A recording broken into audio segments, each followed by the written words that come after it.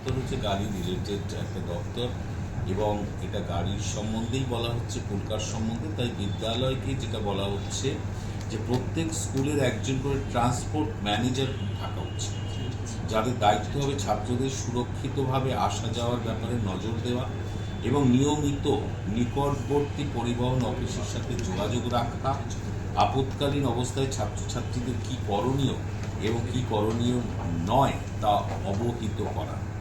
এটা স্কুল থেকে ওরকম রাখতে হবে কাউকে, ট্রান্সপোর্ট একজন ম্যানেজার, যে এই সবসময় নজর রাখবেন ছাত্রছাত্রীদের বিষয়টা।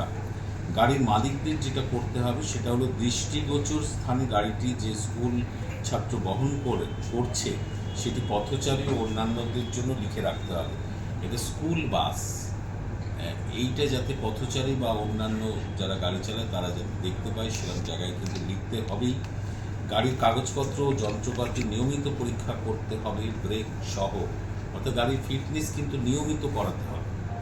এটা গাড়িকে করাতে হবে, বৈধ কাগজপত্র তার গাড়ির মালিককে 2 বছর পর আছে সেরকম। হ্যাঁ, যে নিয়মটা আছে সেই নিয়মটা তাকে করে নিতে হবে।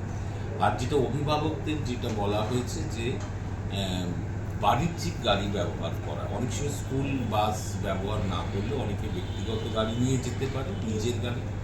আর একটা হচ্ছে বাণিজ্যিক গাড়ি নেওয়া উচিত। এখন আমরা অনেক সময় দেখি যে অনেক প্রাইভেট নাম্বারের গাড়ি সে বাণিজ্যিকভাবে ব্যবহার করছে, সেটা আমাদের পরিবহনের আইনের বাইরে আছে, সেটা বিপুল সংখ্যায় হচ্ছে, বিপুল সংখ্যায় আছে। সেটা আমরা গাইডলাইনের মধ্যে রাখছি, এটা যতটা কমানো যায় ভালো, সে কথা গার্জিয়ানদের মনে করিয়ে দেওয়া হচ্ছে। 2 নম্বর হচ্ছে গাড়ির মালিক ও ড্রাইভারদের পরিচয়, ফোন নাম্বার ইত্যাদি নিজের কাছে রাখতে হবে।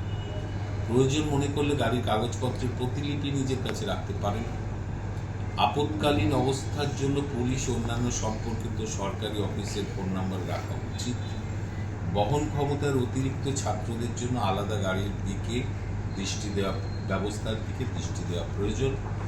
মাঝে মাঝে গাড়ির ব্রেক হর্ন পরীক্ষা করা উচিত যাদের ব্যক্তিগতভাবে গাড়ি ব্যবহার করছে। এখন গার্জিয়ানরা, বিশেষ করে পুলকার ঠিক করা হলো, সেখানে তুলে দিল তার বাচ্চা সন্তান ঠিকমতো আসছে কি যাচ্ছে, এটুকু সে নজর রাখে। কিন্তু এইসব বিষয়গুলো যে খুব একটা সবাই নজরে রাখে না, আমরা সেইগুলোই এই গাইডলাইনের মধ্যে রেখেছি। এগুলো যদি গার্জিয়ানদের হাতে থাকে তাহলে যেটা ঘটবে সেটা হচ্ছে কোনো সমস্যা হলে সে তাড়াতাড়ি সংশ্লিষ্ট জায়গায় পুলিশ প্রশাসন বা জায়গায় সে জানাতে পারবে।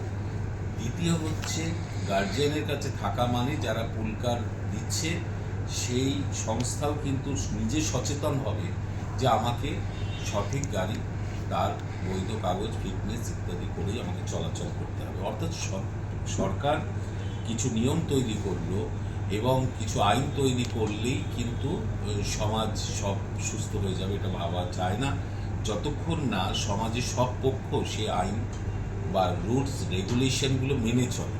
তাই এই গাইডলাইনের মধ্যে আমরা গার্জিয়ানদের জন্য এই পরামর্শগুলো দিচ্ছি যে যে কটা ক্ষেত্র এই পুলকারির সাথে যুক্ত রয়েছে প্রত্যেককে কিন্তু এই বিষয়গুলোকে নজর রাখতে হবে। অর্থাৎ গাড়ি সংক্রান্ত যা কাগজপত্র এবং কোনো বিপদ হলে কাকে জানাবো, সেই মুহূর্তে কাকে ধরবো, এই বিষয়গুলো যদি গার্জিয়ানদের হাতে থাকে তাহলে কিন্তু আমরা অনেকটাই বাচ্চাদের সুস্থভাবে স্কুলে যাওয়া বা বাড়ি ফেরা এইটাকে আমরা নিশ্চিত করতে পারবো।